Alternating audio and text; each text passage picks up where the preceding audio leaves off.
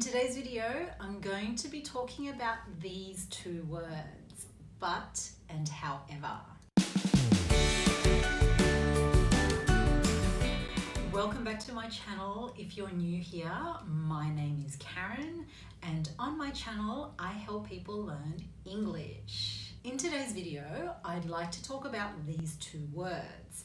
Firstly, how they're used in theory, so what you will see in textbooks, and secondly, how they're actually used in real life, which, as you know, can be very different to what you see in textbooks. So let's get started with today's video. Both of these words have a few different meanings, but in today's video, I'd like to talk about how we can use them to join two sentences or two ideas together. Firstly, let's talk about the word but. You use but when you have a sentence and you want to add something to that sentence, and what you want to add is different to what you just said. Let's have a look at a few examples. I really like this dress. That's good. I like this dress.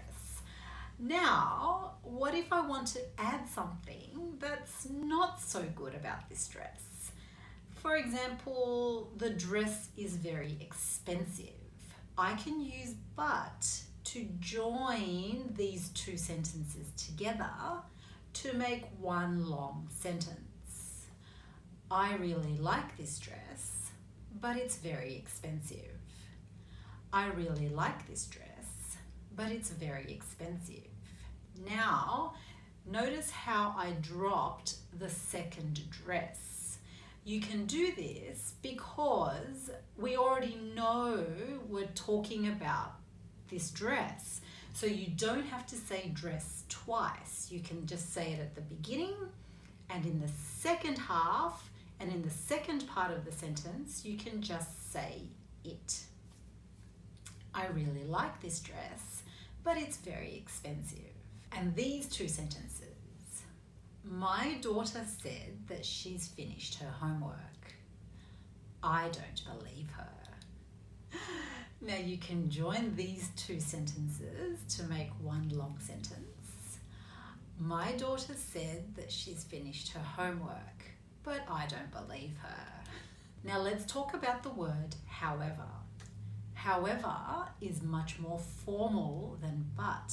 So you will probably see however written down much more than you will hear it. So when talking, but is much more common. You will hear but more often. However, like but, has a few different meanings. But today I want to talk about how we can use however to join two sentences together that are usually quite different. Now, you can't use however to join two sentences together like you can with but. The two sentences have to stay as two sentences, or you can use this. This is a semicolon, and you can use this with however to make one longer sentence. Now you can use however in my two earlier examples. Let's see how we can do this. I really like this dress. However, it's very expensive. Or, I really like this dress. However, it's very expensive.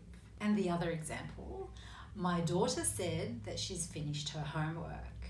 However, I don't believe her. Or, my daughter said that she's finished her homework. However, I don't believe her.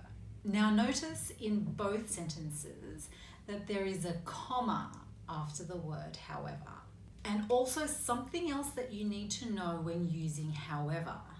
What comes before and after the semicolon and however, this part has to be a sentence, and this part also has to be a sentence. So for example, when using but, you can say, she's very smart, but she's not very kind.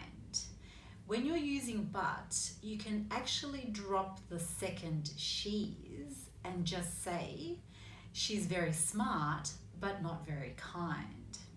You can't do this when you're using however. You can't say, she's very smart, however, not very kind. This part has to be a sentence, and this part also has to be a sentence. So you have to say, she's very smart, however, she's not very kind. Now remember what I said earlier, that however is much more formal than but. So when I'm speaking, I would use but in these two sentences. When I use however, it's usually when I'm writing something down. So these two sentences using however looks much more natural when it's written down.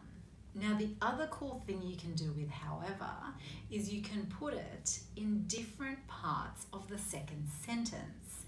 So you can also write the first example like this. I really like this dress. It is, however, very expensive. And you can also write, I really like this dress.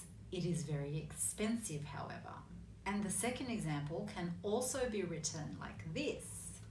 My daughter said that she's finished her homework. I, however, don't believe her. Or, my daughter said that she's finished her homework. I don't believe her, however. So you can put however at the beginning, in the middle, or at the end of the sentence. Now, what happens in real life? Anything can happen in real life. People will use but and however in many different ways. You will see everything. So unless you're sitting an exam or writing something formal, for example, an essay or maybe something for work, don't get too stressed about sentences and commas and semicolons, because in real life, people will use but and however in many different ways. So that's it for today's video. I hope you learned something today. If you'd like to get some more practical English tips like today's video, then please press the subscribe button and also the bell so that you'll know when I have a new video out for you. I will probably do more videos about these joining words because there are quite a few in English, so please keep an eye out for them. Thank you for watching today. Keep practicing, stay safe out there, and I shall see you next time. Bye.